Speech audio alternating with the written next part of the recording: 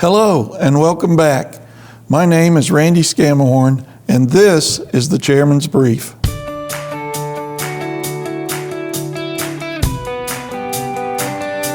Thank you for joining me for another episode as we talk about how Cobb Schools and the Cobb Board works for you. This week we will be joined by our second guest, Cobb Schools Chief Technology and Operations Officer, Marc Smith. A few weeks ago, we talked a little bit about EdSPLOST and received a number of follow-up questions that I'm looking forward to discussing with Mr. Smith. As a reminder, the superintendent and his staff run the 23rd largest district in the country, and the Cobb School Board is 7 individual members who represent our county. As board chair, I am the spokesperson for the school board and can tell you that Cobb Schools provide some of the very best schools in the nation. People from across the United States have flocked to Cobb County specifically over the last 20 years. Schools are one of the biggest draws which keep our property values high, businesses in the county, and people interested in moving to Cobb County. As a board, we are proud of every Cobb student and teacher. Thank you for making Cobb one of the best places in the country to live, work, and raise a family. And now, Chief Technology and Operations Officer, Marc Smith. Thank you, Marc, for being here with us. Before we get started, you lead 2 important divisions for the district. Tell us a little bit about yourself. Yes, sir. So between technology and operations, there are multiple departments within each of those divisions. Between technology and support for the entire district, operations also has business services, the maintenance department, transportation, the police department, and importantly for today's discussion, the SPLOST department. Okay, so that's 5 major departments there that really is vital for the smooth operation of our organization. So, absolutely. What is your path briefly to get to the position you're in? Well, I've been, serving with the district here for about 14 years, just over 14 years. And I come from the technology background, infrastructure services, worked my way through those ranks of climbing through technology and ultimately claiming the chief technology role. And then ultimately absorbed operations as well as an effort to just move the district forward. How long have you been specifically in education? I've been in education just about 16 years. I started out, I worked in Paulding County before I came to Cobb, had a short stint there, but spent most of my time here in Cobb. But I've been, in the IT division for probably just over 20 years. Okay, so along with the outside experience, you've had many years working with teachers and being in the classroom, so you have a firm value, you believe in what we do and how we go about doing it. Absolutely. Okay. Absolutely. All right, well, thank you for getting us started. I spoke about EdSPLOST a few episodes ago, and since it's so important to every Cobb citizen, I think it bears repeating. What is EdSPLOST? Yeah, absolutely. So the EdSPLOST is, the special purpose local option sales tax. That is the 1 penny sales tax that's added to all purchases throughout the county that go directly to education, to the district for capital projects and infrastructure needs as warranted. Well, as you know, we take questions from our community in these briefs. This week we received a few questions about how the district decides to spend EdSPLOST dollars. Can we as an organization do whatever we want with the approved EdSPLOST? We cannot do that. We have a definite outline that we follow. We have the guidelines, the notebook, the referendum that we follow closely to ensure that we're doing what the taxpayers had voted upon. Who puts the notebook together? We work through multiple angles. We work with our SPLOST department, internal folks, as well as outside resources to ensure that we get everything, the needs that identified, and make sure that we cover all of our bases there. One thing that I'm proud of with our EdSPLOST program, or there are many things I'm proud of, but one thing that I'm very proud of is how detailed our notebook is when we get finished with it. And we are bound by law, are we not, to follow that notebook? Absolutely, we are. Okay. Okay. Why is EdSPLOST so important to Cobb schools and more importantly to our students? It is definitely important as far as to fund the capital outlay projects and for the district that just cannot be covered through the general fund process and the everyday budget. We have needs that need to be met as far as facility needs, infrastructure needs, technology needs, and things that just have to be taken into account that are so much more than what our general fund is able to cover. General fund covers primarily salaries. 90% of our general is salaries alone. Then you take into account the utilities and things of that nature that have to be done, processes, coursework. It leaves very little dollars available for infrastructure needs, new buildings, HVAC, floors, roofs, paint, things of that, technology refreshes. All of those have to be met somewhere. And in order to keep the district away from the traditional method of the past where there were bonds and that had to be taken out, which accrued interest and additional dollars, to the taxpayers, the EdSPLOST program allows us to generate these funds, fund these projects, all with the help of every dollar spent in the district.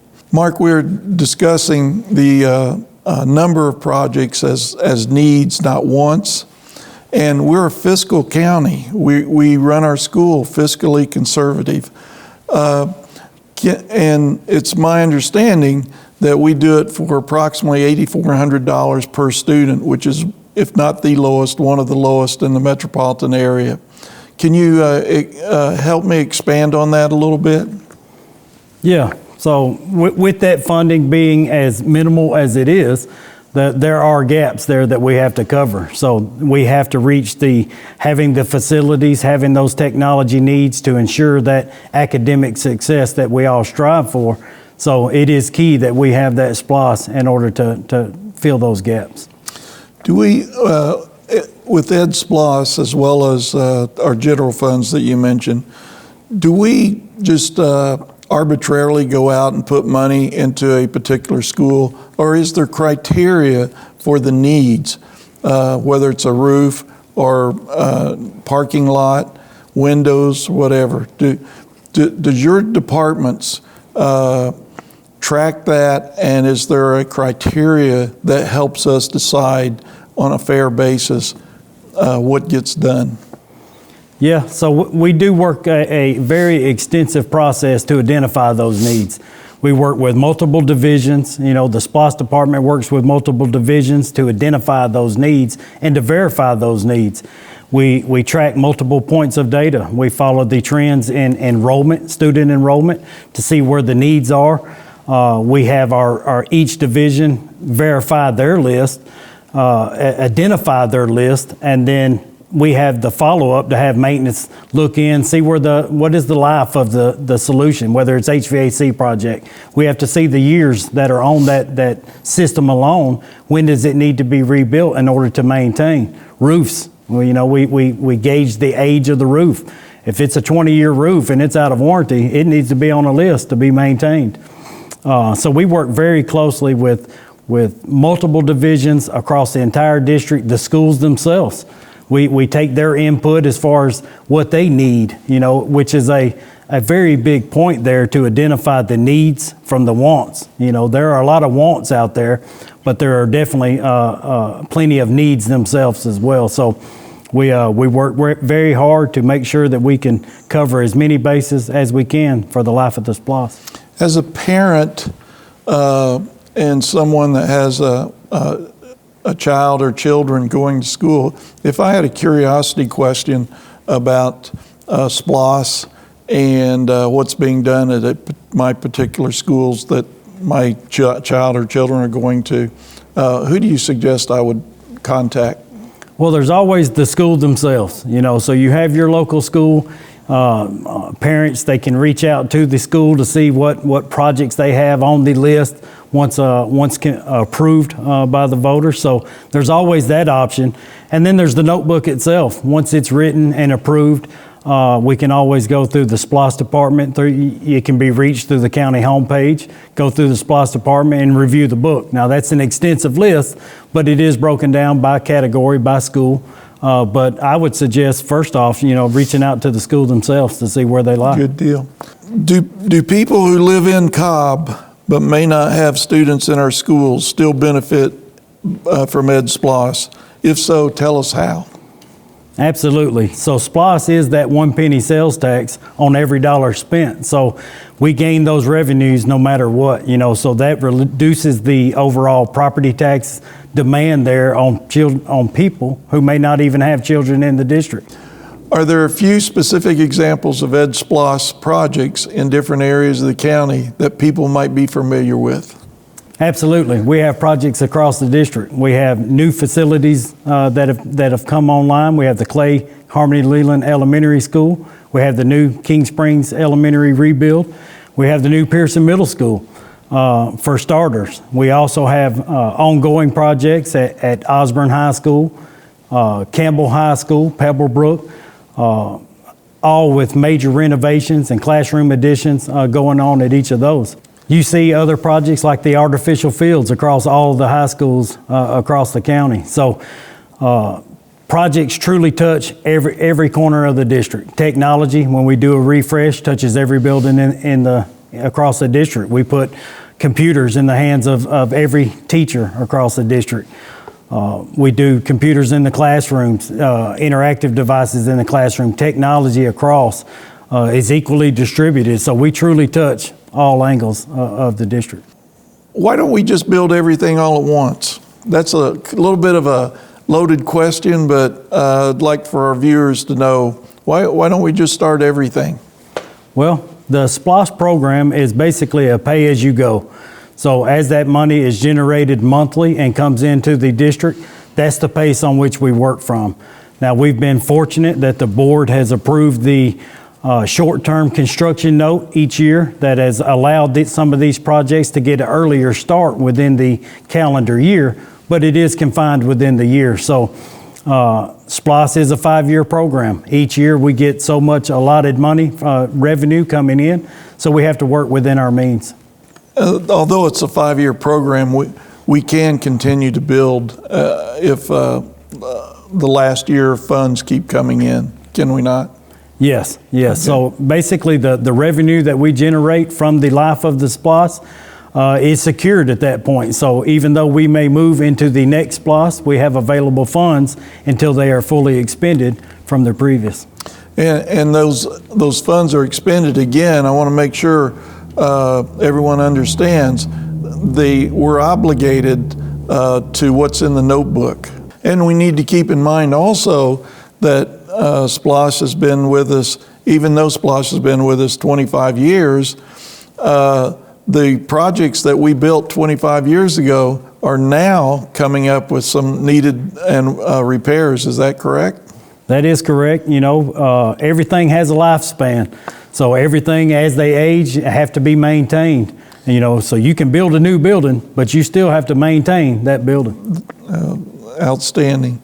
All of our projects, depending on the size, from just a few $1,000s to millions of dollars, go out for bids?